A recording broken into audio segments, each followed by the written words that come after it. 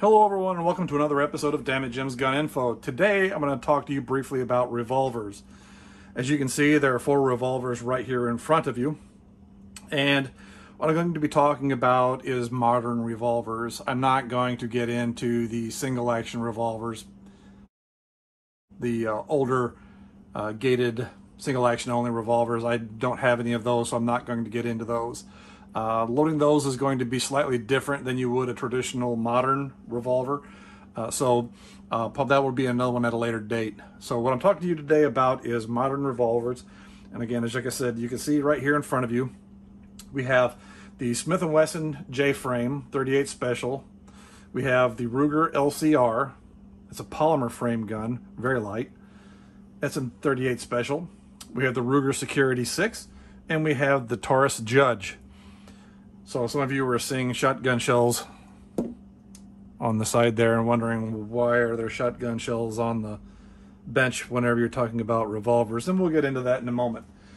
So the Smith & Wesson J-frame and the Ruger LCR are examples of what are considered double action only revolvers, which means that they're not the standard traditional single and then double action revolvers. What I mean by the traditional action is you have, for example, in this Ruger Security 6, we first clear to make sure is the 6-shot revolver and 357. When I'm talking about the traditional action is whenever you pull the trigger, the hammer goes back and the hammer falls and discharges the round inside the cylinder. The other option you may have seen is where you will pull the hammer back. Now it is in single action, and you can see it cocks the hammer, and then whenever you pull the trigger, it just allows the hammer to fall. You can do this for all 6 rounds to have a light trigger pull whenever you're going to be target shooting. I do not recommend going into single action like this in a self-defense situation. It's just too easy for the firearm to accidentally go off because the trigger pull is extremely light.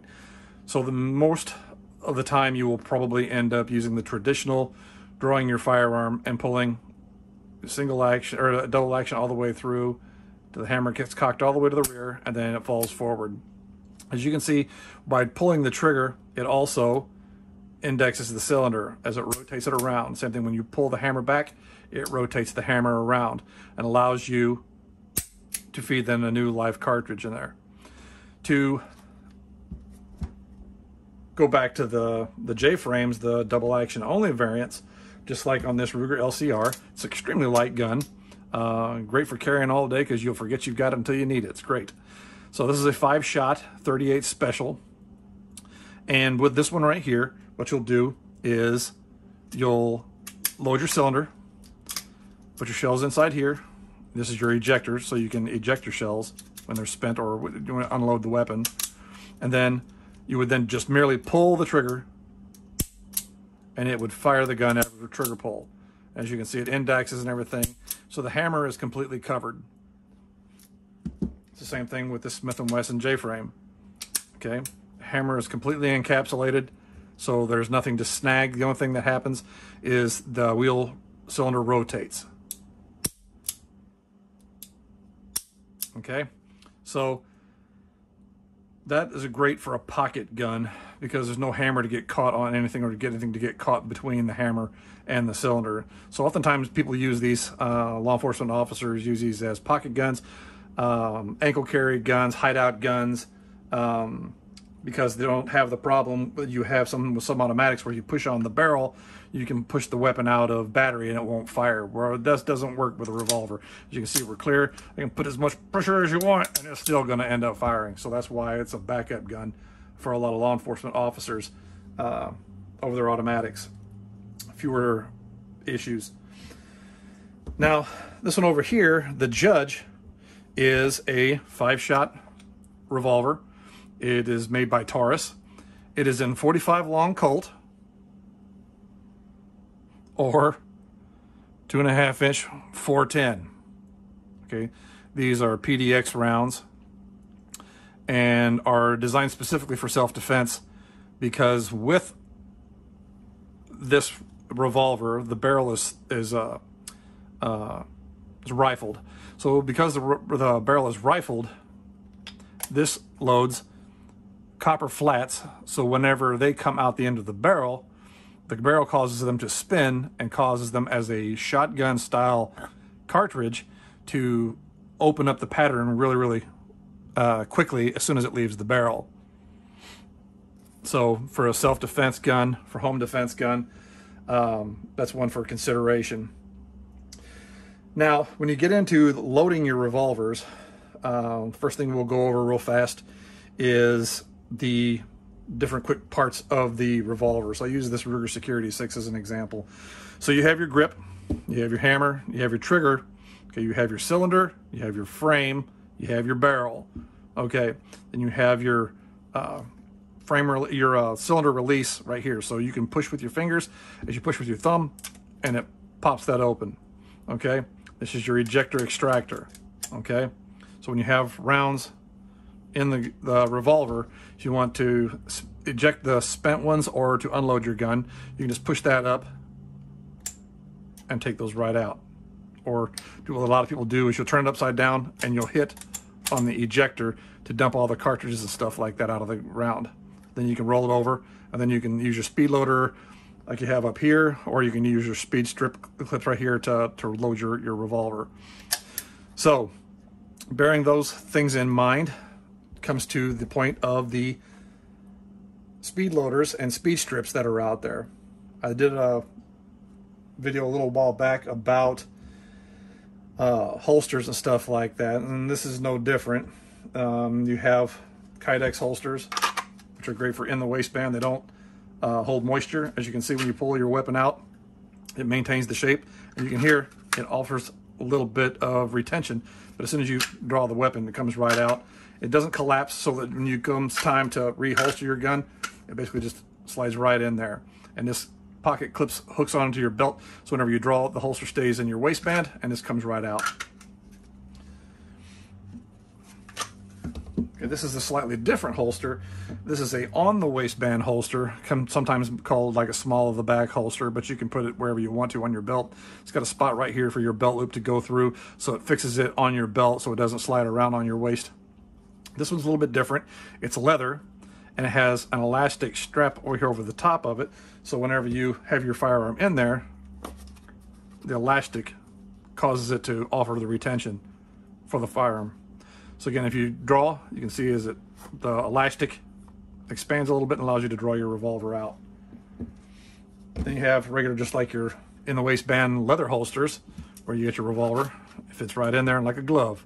So it's a great one. Pocket clips onto your belt. This goes inside your waistline to keep you from printing your firearm, and allows you to carry the firearm concealed. This is great because it's high cut, so that you can immediately grab and draw your firearm, and it doesn't interfere with your drawing grip at all. This is a great holster. It's Donhume, D-O-N-H-U-M-E. So this is a really nice holster for the revolvers that are out there. I haven't purchased a holster for this one, and I have I think it's a Black Hawk Serpa holster for this one, but I rarely use it. So this one's heavy, and it's going to end up taking you, you're going to wear it all day. It's going to wear on you. So like I said, we're going to get into the speed loaders.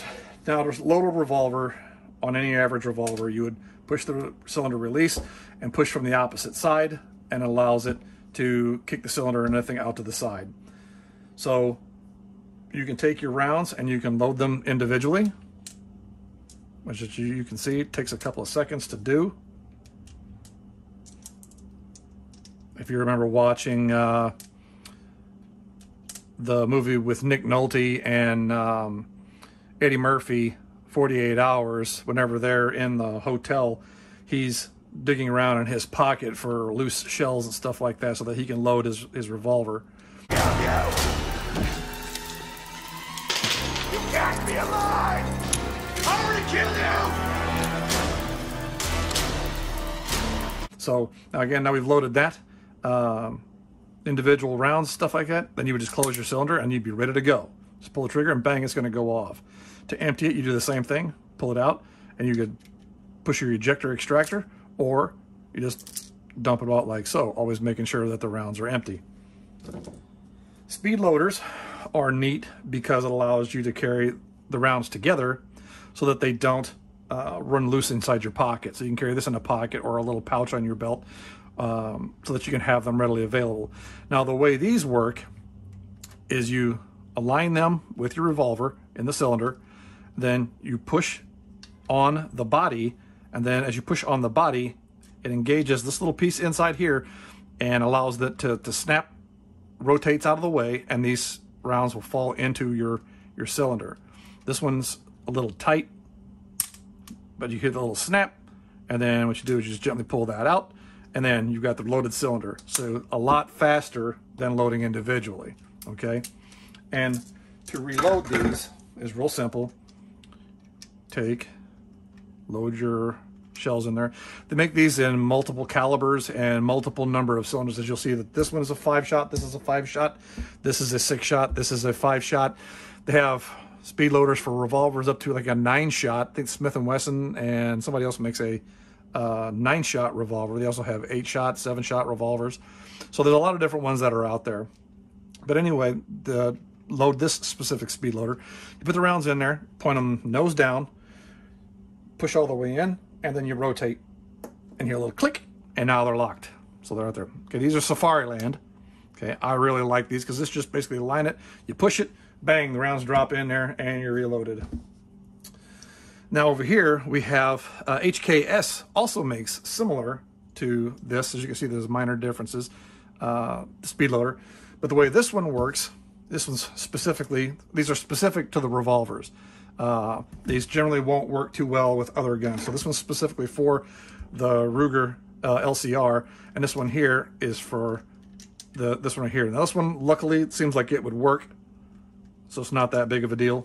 But make sure you get the one specifically for your revolver. Now again, the way this one works is bang, bang, bang, bang, or my gun is empty, so you can push and hook with your fingers to lock the cylinder in place so it doesn't move on you. So with these, what you're going to do is you're going to take the bullet, you hold it by the handle, put it in, and then you're going to turn, and then it should drop the rounds right in. There's that little lip right there, as you can see. It locks and unlocks over a little detent. And again, to load these, after you want to unload your weapon, you can bang, bang, bang. You got your cylinder is empty, the cartridges are all shot, or you just want to unload your gun. You can then hook your finger, roll it over, and you can push your extractor like so. Okay? It allows you to lock that revolver in there so that you can get the next speed loader and you can drop it. You can also do the same thing like so, where you put your rounds and everything in to keep your cylinder from moving. Turn it, the cells drop in, and then you can roll like so, and then you can immediately engage like that. So again, the style that you end up doing depends on the speed loaders you use. It depends on what your style of using your firearm is. So again, to load these, you drop your shells in.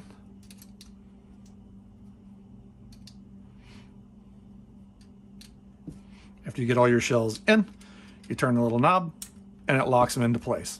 Oop! Didn't get it fast enough. Let's try that again. That's how you can quickly tell if your speed loader is loaded correctly. There, that should stop it. There we go. So I have the other direction. So now you're good to go. So all you have to do is just turn it, and the shells will fall free, just like so. Just like that. Okay? So to reload it again, load them up in there, and turn it, and they lock into place. Okay. And then finally, we have these right here, which are the speed loaders. For those of you who are not aware, as you can see, these look very similar. This is a 38, and this is a 357. When you hold them right next to each other, you can see that the 357 is slightly longer than the 38. And that's done specifically to keep you from being able to load 357s inside of your 38. Even though the overall cylinder may look like it might fit, it won't be able to let you close the action. As an example, in this Ruger LCR, as you can see, I can drop 38, goes right in all the way to the rim. But if I take and do the same thing with the 357, it will not let me close the cylinder. It will not let me push this round in anymore. I cannot close the cylinder, therefore I cannot fire this round in my gun, which would potentially blow my gun up. my Ruger, Smith & Wesson J-frame. Again, 38 round goes in, seats just like it's supposed to. Whenever I end up trying to put the 357 round in there, it will not again let me close the cylinder. It won't let me physically fire this round in this gun because it could potentially blow your gun up. Something to be aware of that a lot of people will end up doing is if you have your 357, what people will do is, because they don't want to shoot the full bore 357 out of it, and because the 38s will fit, what they'll do is they'll take and they'll load the 38 into the 357. Now, as you can see on this cylinder, the 38 seats all the way down. This is a 357. It seats all the way down like it's supposed to. So you can shoot 38 and 357 out of 357 revolvers, but not the other way around for a 38. So just something to be aware of.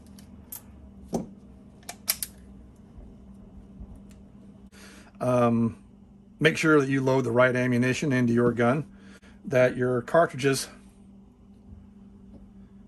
this is a speed loader. It's a strip, put your rounds inside like so. Then as you go to load your revolver, you can usually do sometimes 2 at a time, and then you just twist them. These are take a little bit of getting used to.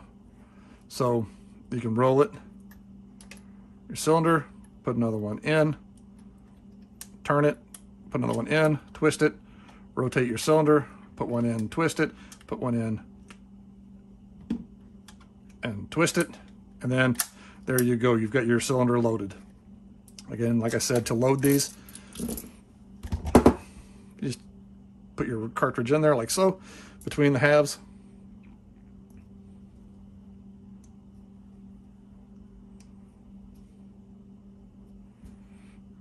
And now you've got a stripper loaded with 1, 2, 3, 4, 5, 6, 7, 8 rounds for your revolver.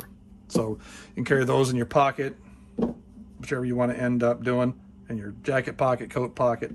Again, like I said, they end up making them for the 45 long Colts and the 410 as well. You just have to find the one that's end up fitting for your rifle. Or your revolver. So again, when it comes to revolvers, they're a great utilization for safety, for self-defense, because they're small, they're light, they're extremely reliable. They are nowhere near as ammunition dependent as semi-automatics are.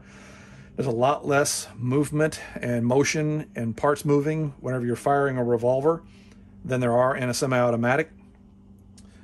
So revolvers, I should say in general, are also less pressure sensitive, as far as if you have lightly loaded revolver cartridges, that you're not going to have malfunctions that you would end up having with a semi-automatic if you shot a downloaded cartridge in your automatic. So again, revolvers are dealer's choice. If you're whatever you want to end up getting, get what you want to get. They've got them in all different types of calibers. I believe they've even got one in 50 BMG. I think it holds 3 rounds, and the thing is a monster. So just be aware, the bigger the gun, the more recoil it's going to end up having, generally speaking. These are going to be snappy. I am not going to lie to you. They're going to be snappy because they are extremely light. This is a much more fun gun to shoot than these are. You can go to the range and have all kinds of fun with these because of the weight of the gun makes it much more comfortable than shooting one of these are here. These can get snappy. A friend can testify to that. She had broke her arm, and they put a rod in her arm, and she picked up this and was having fun with it and shot that off, no trouble. Then picked up this one and fired one round and was like, okay, that's it, I'm done, because that stung her hand because of the rod in her arm. It was painful. So again, there are different types of revolvers out there, lots of different manufacturers out there that take all different types of calibers. So do your shopping. They have ranges nearby you where you can go in and try one out and see what best suits you. Please do. If you have any questions or comments, please leave them below, and I'll answer as best I can. I'll put some information in the description. And thanks for watching this episode of Dammit Jim's Gun Info, and happy shooting.